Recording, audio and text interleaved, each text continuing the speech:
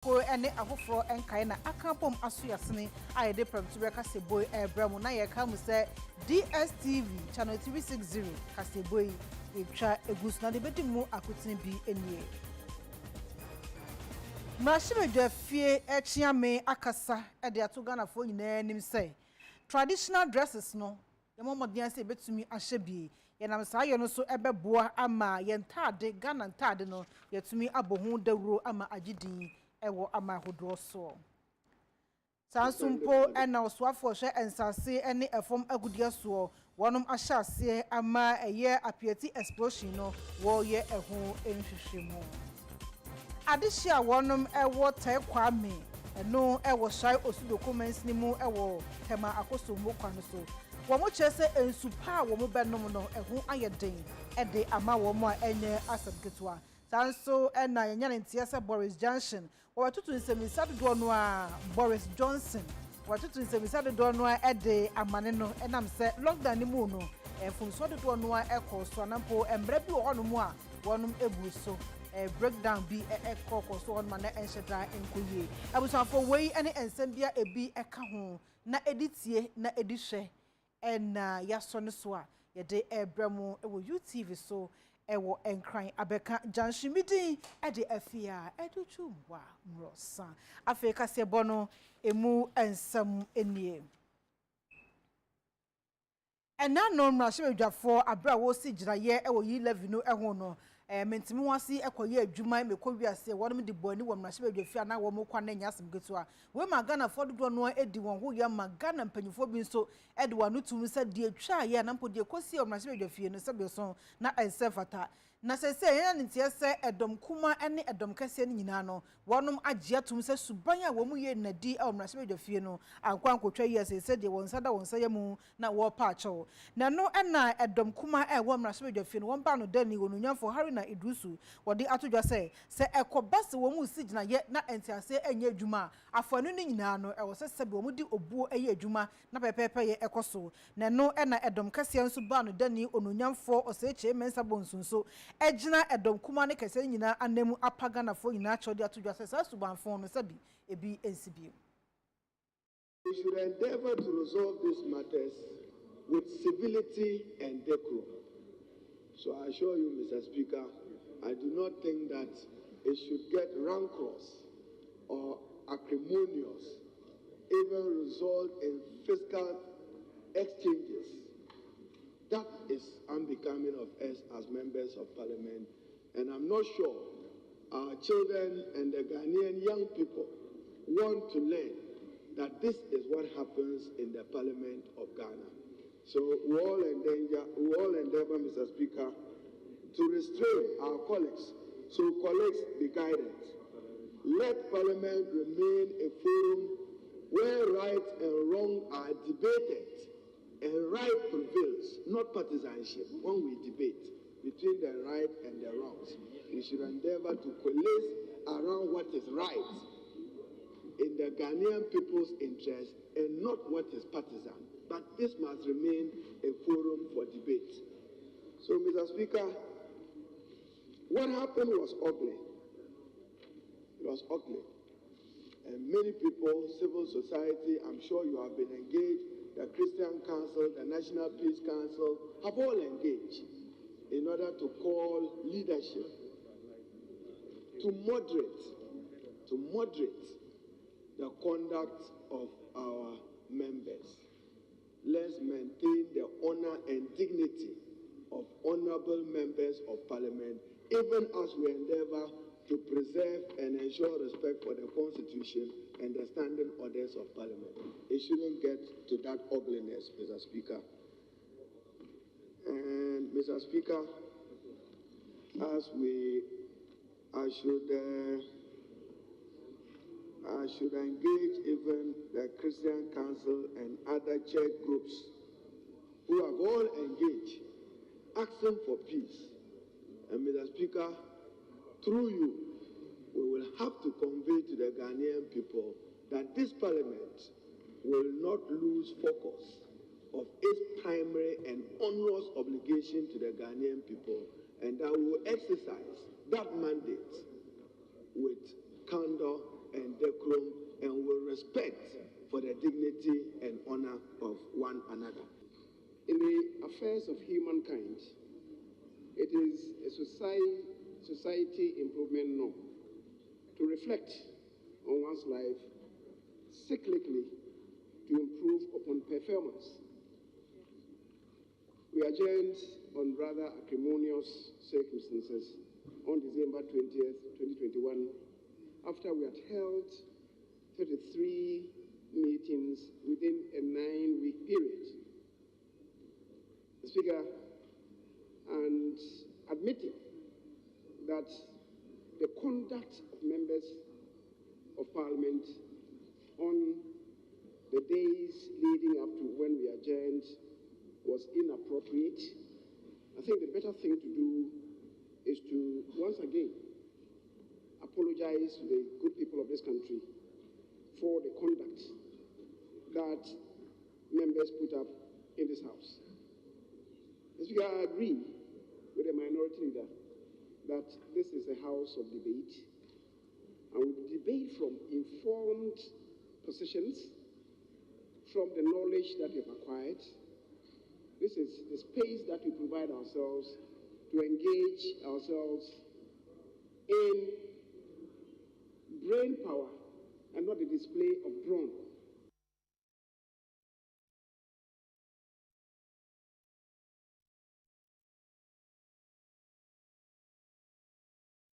Oswafo woshe ensase ene efom agudie so a woni onunya for Samuel Abu Jinapo wakasa dia to dwase hwehwemu a wonum ebeye ede afa aprieti explosion no eho no won be ni yie pa ententem kwan so na afenso amemu adaho fine na nipa obehu semfom so no efri no no na chesom de Ghana mra achechiri ni yie pa wode sansem wetu dwa e wo mrahye bedwafie.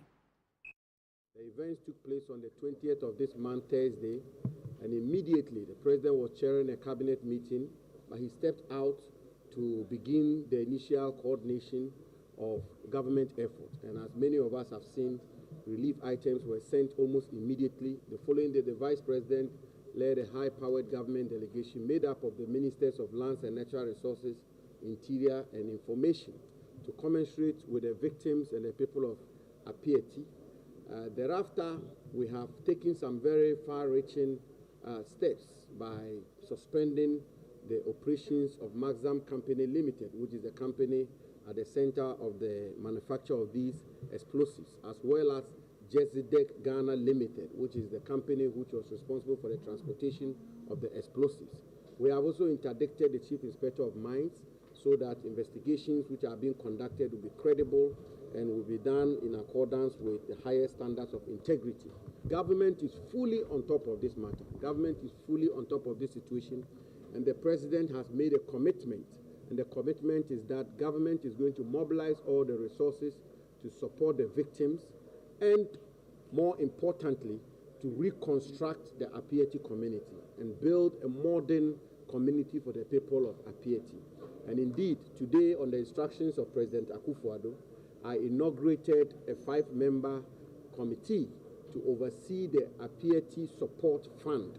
We've launched the Apieti Support Fund, which is a fund where we are going to call on Ghanaians, residents of Ghana, and friends of Ghana to contribute to this fund for us to be able to raise the necessary funding to rebuild the community for the people of Apieti. The committee is chaired by Reverend Dr. Joyce Ayi, whom we all know is a renowned distinguished stateswoman of our country, with 4 other distinguished citizens of our country. And it's our hope and belief that this committee will work together to be able to raise the necessary funding for us to be able to reconstruct Apieti.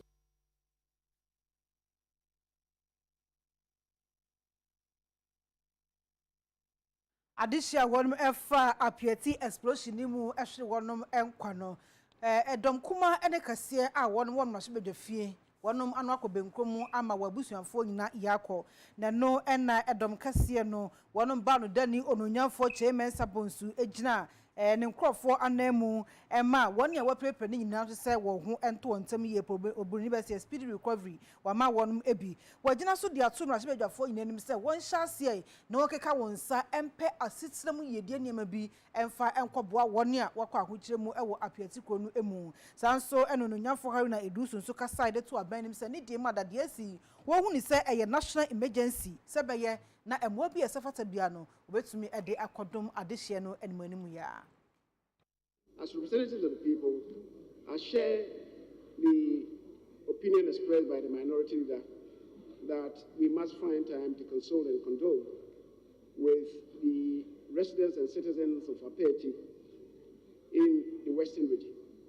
I know Nadmo has been there, the Vice President has been to the scene, the Minister for Roads just whispered to me this morning that the police has been cut off. They've done a detour for them, but it can't be permanently. That resort to the detour. What must be done to liberate the people must be done as early as possible. In the meantime, Speaker, I've also seen your own communication to the people. I believe that Parliament will have to join ranks with you to see what little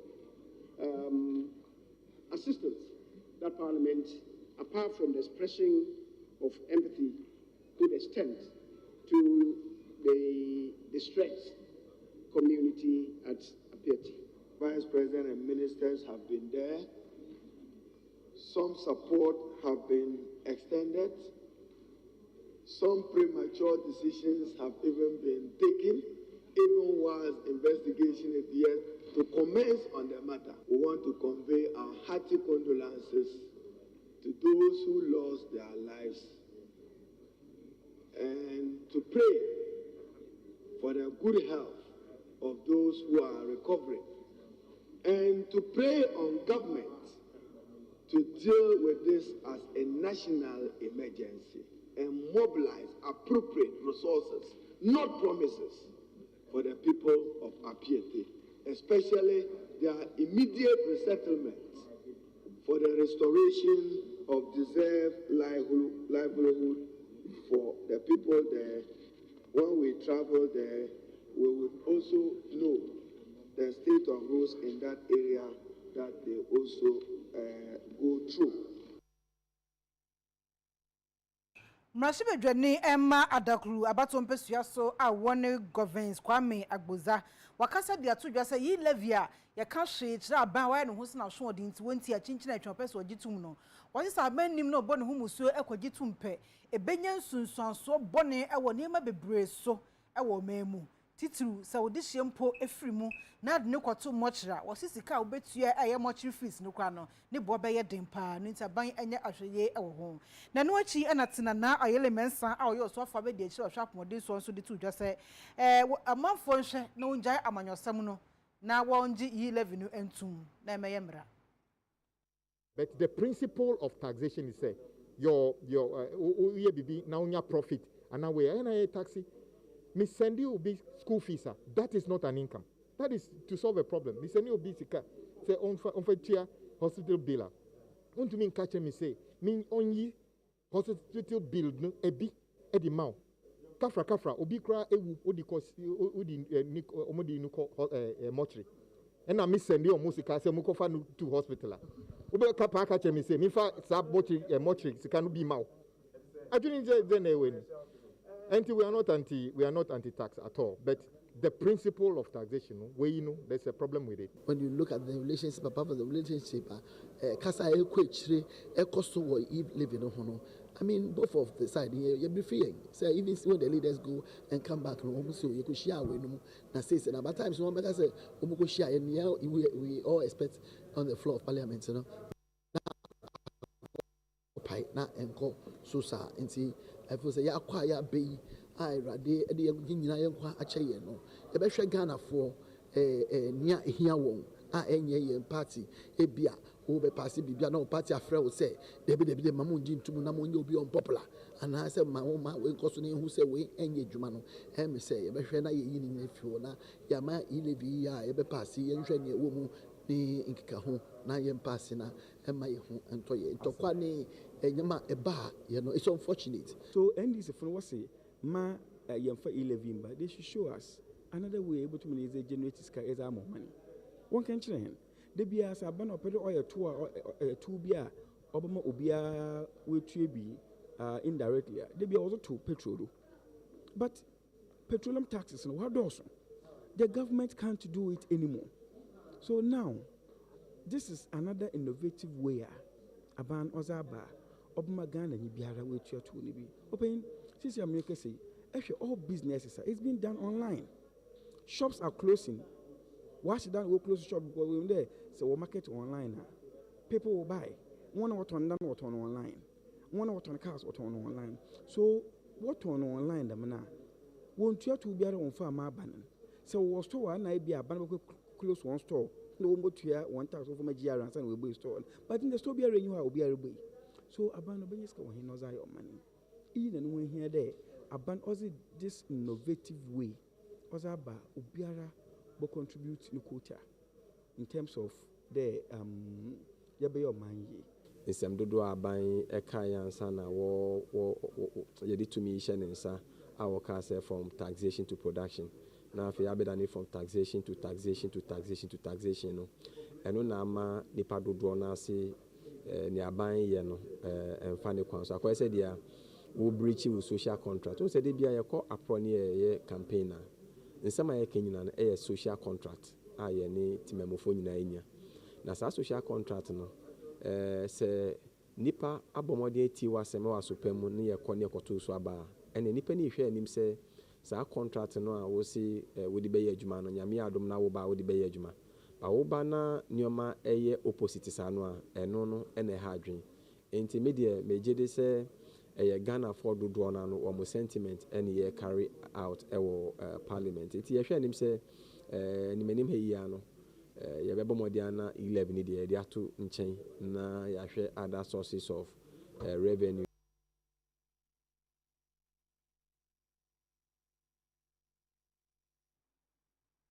For year to work as a bono so na yanyan ntiasa Youth Employment Agency YEA one enya office for Krani Ekeka yesi efe pa be fonsano and I'm so am openyo dano a one lawyer kodua wakoye amamraja we bi no kama adane ede ama old ademra ha omunko bata ba ko onom no e wo sehwe so e wo Western North mantam no emu. Youth Employment Agency aya YEA womo office fufra emped for edi etudano na aya ultra modern office complex a epiemu ewo Western North region na ohwe officer womo enya regional director office ewo mubi job center an agriculture consultancy office, artisan directorate, monetary office, complainant office, conference rooms ahuduo, and a storehouse facility. Any office ahuduo, nina ekika aya ultra modern officer, Youth Employment Agency, womo enya ewo Western North region. Medi Osha Bresha here, early 2020 in the start here. And I mentioned here within 1 year, let me sit down every year. In any Zampa, that's a region for.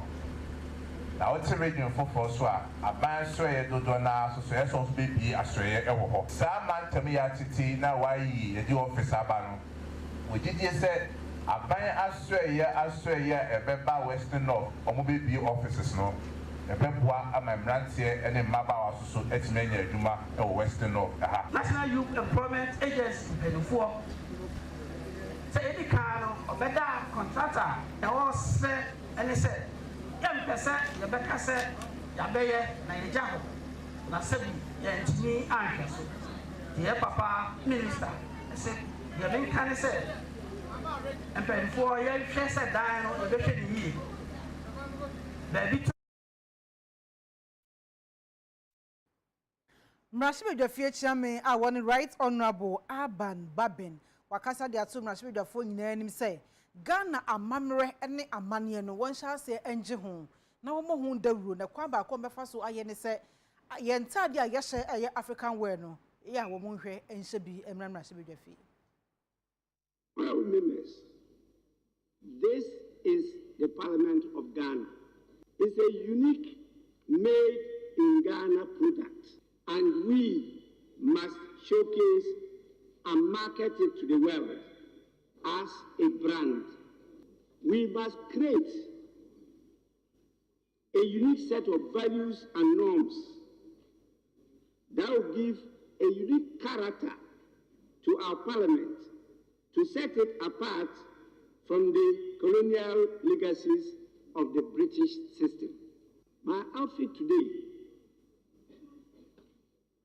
as the Speaker and presiding officer, is to set in motion that agenda.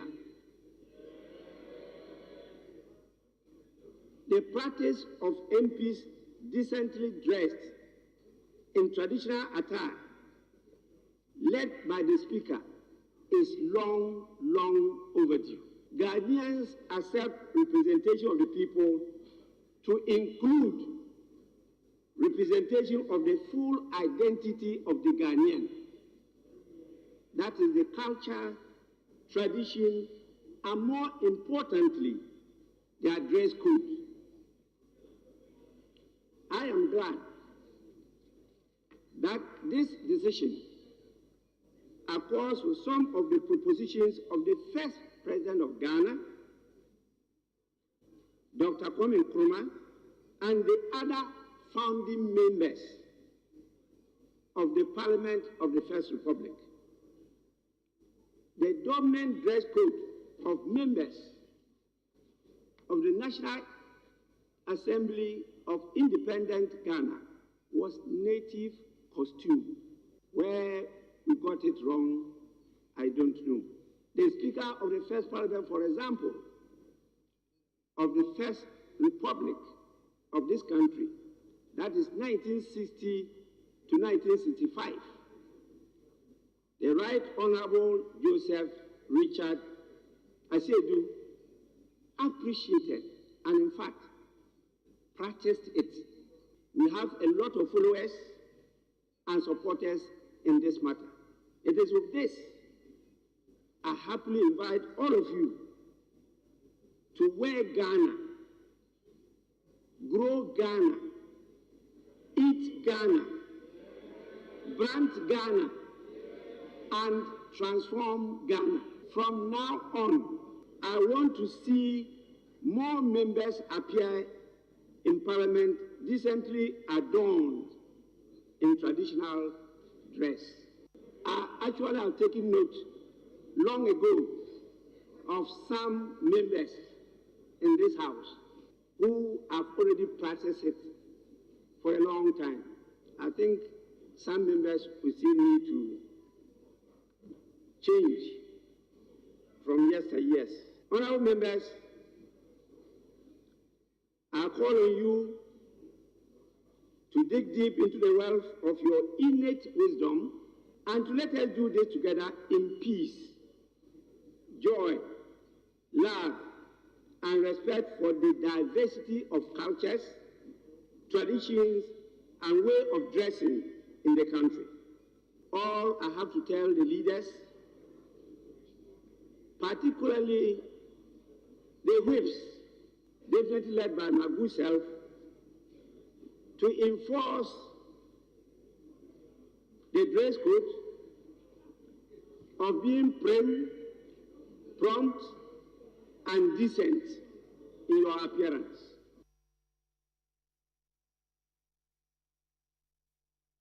Eja eto bulk oil storage and transport aya boss ya dim ho ewotema na asidanka ya mise obie ni honma ofa eja ni mu ehwe ne nkwa na mom ejapade a ne bo den dodo no a enija no ese no na no na dumja adwumaku wonpanyi o wotema industrial area wakasa dia to dwase abra eja no eto ho ape na mo eduru ho koso ano anya sa pa dia nkomo nu ho ntam dia ene nka sabi ene ma bese pa Amanobo echirimu beye no mienu na amanfo bi ehu se fa kwa bulk oil storage and transport eye boss fo edi wondwuma no enche ho ba bi eja to ho no ma ano eden pa na wo chirimu amanfo bi na wo twe fango edi afiri hyan ba ko agushan fufurum aye din e de frɛ wɔ mo wɔ mpɔtem ho aye belebele boys wa bre ogu so wɔtwe fango na ene ma ija ekoto mu a ene ma dodo na ne fa mu ɛhyeyɛ odum jampenifo ekyiri mu a ene nyankopɔn ene yɛ wadom ɛma obepie mu wɔ honom ntem a na kyɛse ade ni ani ene nka ba beto wɔ man Ghana na no krampo no gyina wɔ naso ɛde wɔn hye ekura nsuo no baako miensa ɛbɛyɛ meter duo no 20 minutes ansa na wotumi adum gya no opanyin bi a wotwa loto ɛwɔ fa akogya no ɛtɔɔyɛ na kyɛse ne ɛhye ni nyinaa no na nani tua amanobo sei ɛna kwame coach ɛde maaye memu ya ne sɛ mo boys na wo je wo hehe ne mpagya meti ne mehu sɛ gya na so fam ho kakra bi ɛkɔ nti ɛkɔ no mu no na me yɛn sɛ wonkodum wonum no nti wodum no a wodum ne wieye mehu ne ɔyɛ ya ade ne san sɔre bio na gye ne sɔre nti tank na nnua ntabo bi sisi hɔ a ayɛ sɛ wɔde nyama gum nti ne nyinaa ayɛ ɔyɛre ɛna efremi yɛ ɛne na ɛkɔfa sa atɔbo ne nyinaa baɛ mekɔ wɔ se fire service bi ɛne hɔ mekɔ inside hɔ na me share fire service ni ba ko so oba na me sense na ntimo ni fire service car bia wa ha no so obi car bia ni ko na me say okay ne car bia ni ho dia and to me catch so on fra asaman ana so on fra guy and san am so ye ko full buy na me hu ahun operations officer edmo odum jadwuma yekuo no e wo Temandesra area fire commander Adoi po bedu ono nso ene kasai na wochirim se wabo ho modin e de nkyerɛkyerɛ ama wona wonam kwambɔ no so edi fango ho dwa nyina se wonjae emfa papa mba na so nyina no wabubu ndua gu osuma ne ɔya na wɔye na ono de osusu se mmra so se abambɔfo ema mmra no ɛyɛ adwuma na saa oye na nke ba beto ɔman Ghana yi ɛho mfrɛmampo embo biem da about 2:30 na yenya call from the fire master control say ije ehye ɛwɔ burst ba ye ba no ye hu say bele for na omoton petrol ni diesel ben burst no wo mum na ehye nti ye hu say ije no trako bus for omo premises so car 2 na ebae so one went to the bakoko bus omo premises e ka fight here was other one echo bele fight ye fight wo bele for no almost side you see about 20 minutes na ye the fight fire no until around 2:47 na fire no ijano edu in one saloon car ashe one tricycle one bicycle na wheelbarrow na containers are filled with petrol and diesel and also some of them has been bent and some of them the police people are almost abasina they are carrying it away right now no there is no casualty who the casualty here but what you've seen is the damage small one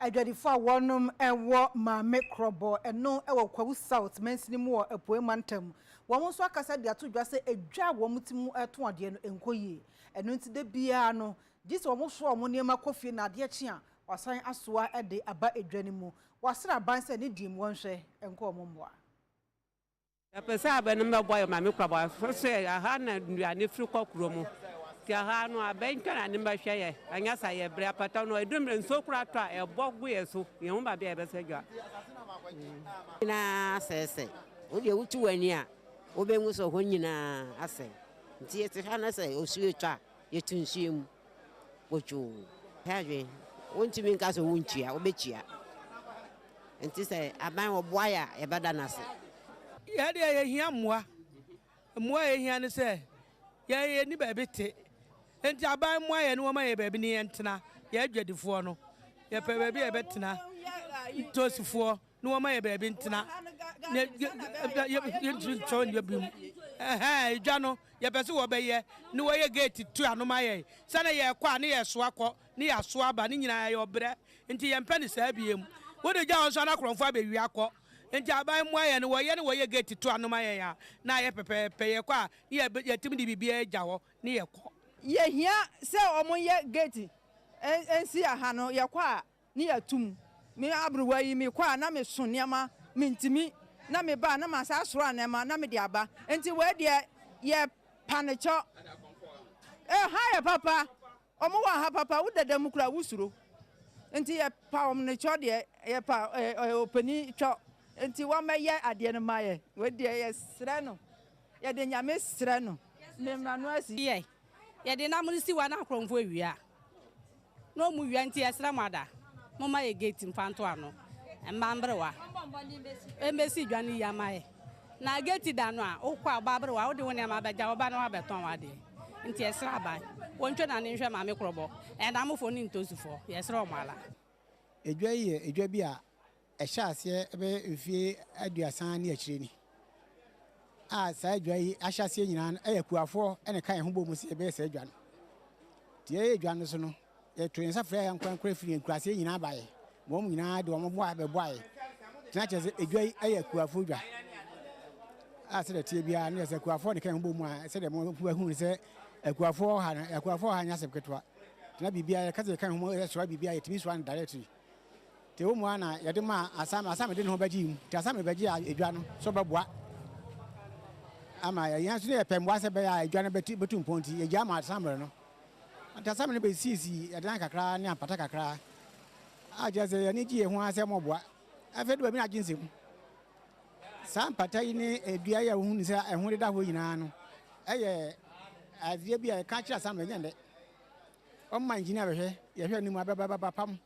Wo je beguma nyina ma ba ye se o ma bisi source kwa mama fo ya pe bia store dan aye na so still ye hu de asi asam ne kwan ya ma sisi o ma atosi nya je se ye timu a na so na otu bia mba ba ji sika ko. Na otu bia ba ha ene me ya se mama edwada. Mbe du jada ka mo se de edwa itie ne se ba yira ya sumu wa aburo bibia wonya no bia so a ka se na mo elo du nya gro se mo ba mo du so na mo se ka san sala ya ne nyina firi edwa so eti asam no na ebe su asre na se so ye hia ne mo a e kire se ye hu ozi ya opesi de ya wi o na so su eto a krofo ne maguma na mo ho aya kire mo ya bre ho kra keke na pata no so se ro kan kra no we kra ne se nso yan na se nso anye se de wani tua ne de na mo dawro ma mo amuka bia wu no mo ko so am de ato aban ni na wan so twe na be ha fran prince e bia na asam no mo ahodin so no so ababua ama bibia akoso mesumju.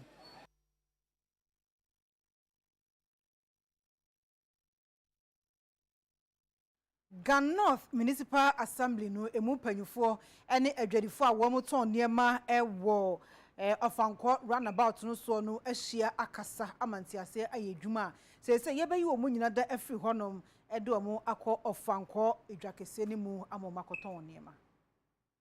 Sansi fufuri empinfo ehwe ni mu se wona won stores ene wona wodi dwa e wo fanko run about nyina no obeyi wo nyina edi wona free honom fanko market ni mu abanka tipanyini onumanyamfo Simons Sechim wone nkramantem so afo onumanyamfo Henry Kote ene de won toma ebo ano ekọ benkrum e wadwendwen mu ena waye ne se hwie be bosume ewumi ne de twa to 31 January no obeyi ubia e de free kwan no ho na makwan no ho atumi adaho ye yi omufu wa we are going to fence the underbridge. Yeah, fence with wire nets. Now you have a car park. Come on. It is a free Amasamai, Kokwase, Asofan or Manjo. Now Kokrumukra, as a traffic and I know the crowd. You can go and park your car. Now what for bus? Now say Obi Bedija, and I say Obi Ba of Anko Market Bedija. Now so when I say traffic or pan, so to me park your home. Obedija or Honoma. There were taxi ranks who were market Hanoma.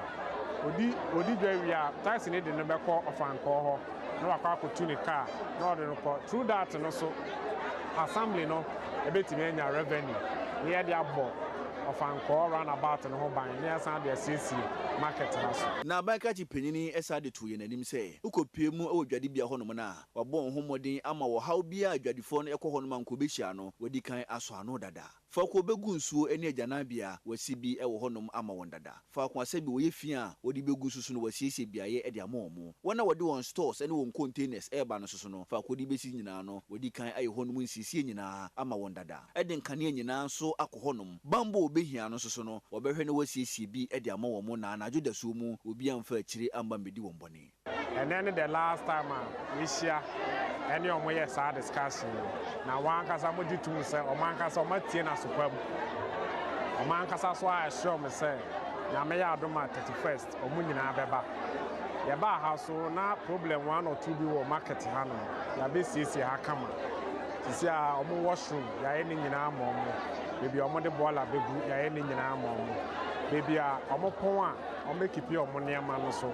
Engineers ni buso a omoye ho adwuma a na me ya adoma by Friday no mayi Yeah, the light abebo behind them in a market and adeɛ san kra na they can still do market because light will have come and assembly also provide security for your more mobile daytime and your world your mobile night.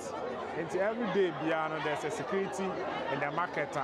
Emma will be Emma before be there. Amanfo ni misu kyerɛ sɛ nsesɛ no wie biebusumi awie no ɔbɛhwɛ ne wafiri hɔnom sei ɛna wɔkyerɛ mu ɛdefae ɔmo hwɛ yie na iska no ɔmo gyegye no market hafoɔ no ɔmo agye yɛ dada ma obi mbetua mienu sɛ ɔmo gye apata ebi sɛ yɛ so a babariafoɔ no ɔmo ba ɔmo dɔɔso yie nti ɔbariafoɔ no ɔmo fa ɔmo din ɛnkɔ council hɔ na nje ɔmo sika no ɛwɔ hɔ ma obi mfiri ha biom ɛnkɔ ɔtua sika biom sɛ ɔpa apata ebi sɛ yɛ dɔɔso bariafoɔ no ɔmo ba ɔmo dɔɔso yie paa ɛhia mi paa ɔkɔ renti obi fie animu a wobɛtu advance 3 days a wodwa no agina pɛ ɔse sɔle nakɔ nso ɛha deɛ woba mɔden na wobɛtua a wonkɔ baabi a wowɔ ha ɛha na wowɔ wotɔn wadeɛ wowu a woba bɛba wo nana bɛba obiara ngye wɔ wo nsɛm biom nti mepɛ sɛ obiara tumi tie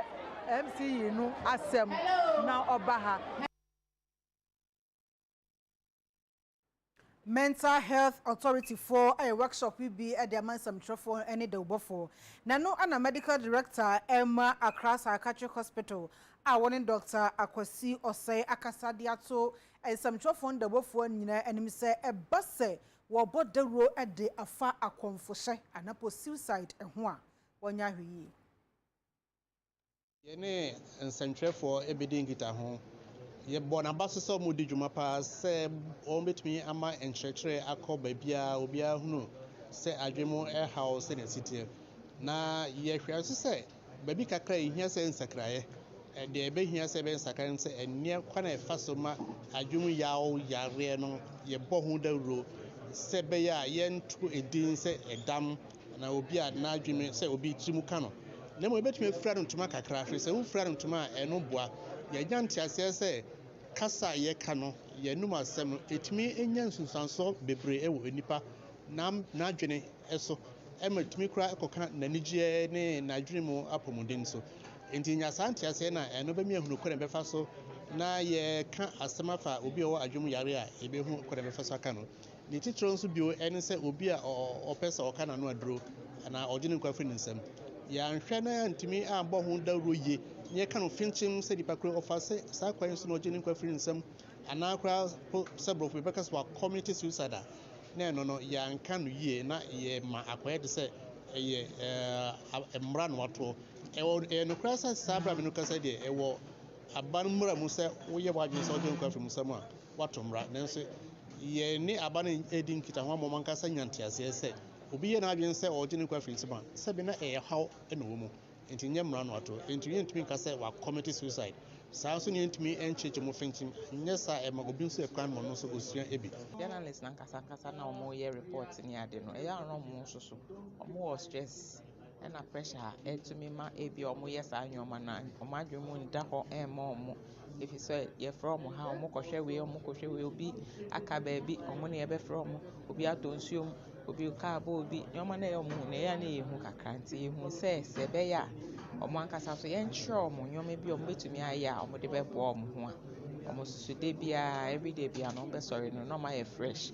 tell omo ye na omo tro insem na omo be use right words normal describing nyoma ni ye nti dodo na no last day we kakra ye de ma omo ni se wa o report o hwe nsem ni bi wo ho na o hwe na e ma ore ho dodo a ye frewa otumi ka kire o boss ana o supervisor say o ene de adwen mu enye me yi kakra ase ma hwehwe nyoma we sa efe me da kra metumi nda na ma bobrim na ha sa nyoma ne ha menti ebe ya mpacho ma me colleague fufuro enkonko report na se ne ebe ya metena se ahwe se me ho beto me a na masamba eno wo ho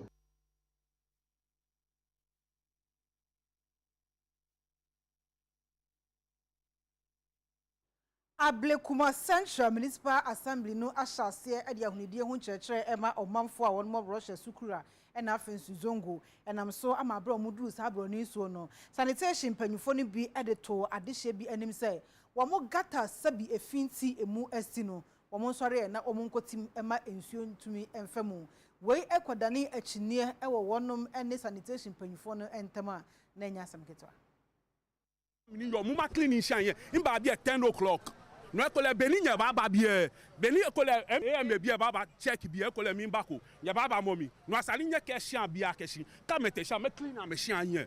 That's the thing, no ni mean way. No jano kwale allow me male. I'm telling you people the truth. That's the truth. I can't tell you master shan here. Can you buy munshian shop here? In your market shop chake ebe shop here. Ube pie mu ewan kramantem hanuma se ni fi ene mantam no si DSC no asefem. Ne sa yo so entina mpenifo apa on hyehyeye bi hontoma edin eda so ene operation clean your frontage. Ampenifo hwe ni mu se obetumi anam san hyehyeye so ama mantam no afa ne ntoma pa edi efira ewa hodedie mu.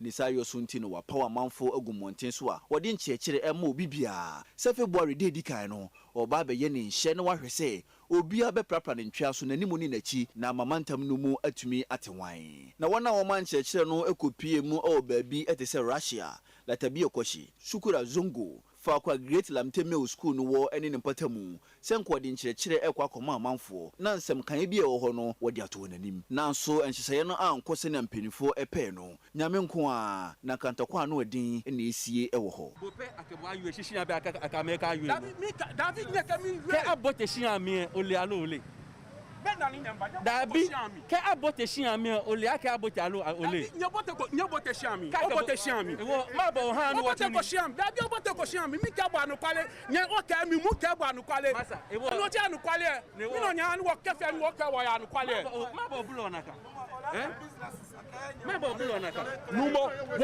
wo pio abajio alo mi male wo pio abajio no asani bo aka shi ache ake o shi ache 6 o'clock asani nye be kole military ni am be baba around allow me male but bulu ayomo yo me no ba ke me ke bulu ayomo allow na small boy o ke me ke bulu ale ni bu ma ke mini ni bu ma ke mini ni bu ma ke mini o ke me ke bulu ani and we pay they clean the place every time we pay that is why we are educating. They continue doing it. It is not this place alone that unless you people we are going around everywhere. Those people, yes those beggars. Yes, unless you discipline them. It's not if we talk but they cannot. I'm not coming to talk to you alone.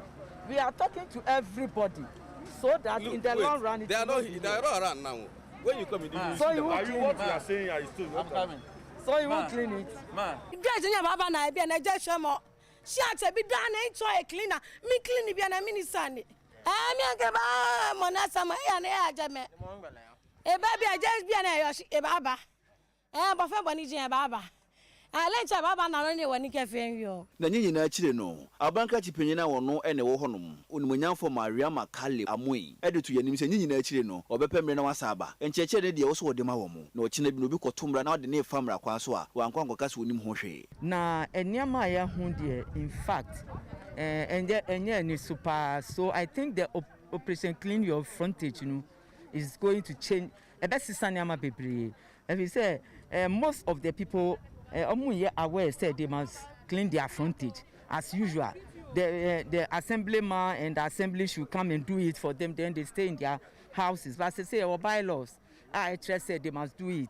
Now 1 year, the best somehow. In the area had here, near who were young call second place, and yet the best.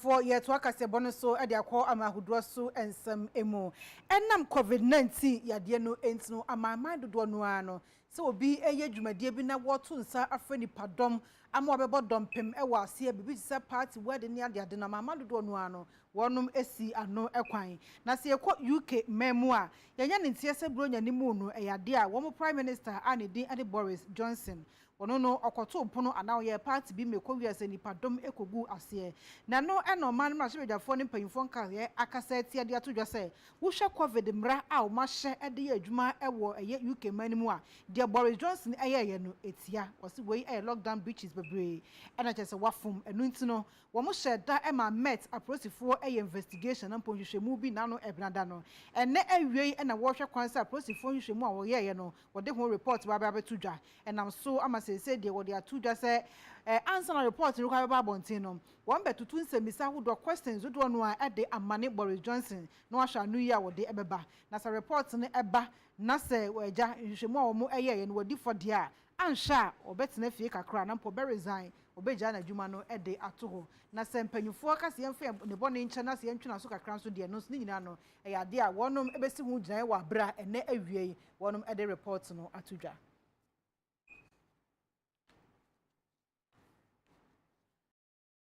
Jina wo so na ye home so akodie mu nsɛm abrante oduro Romeo ayɛ krado ɔde bɛto aso etwe ho abasisia.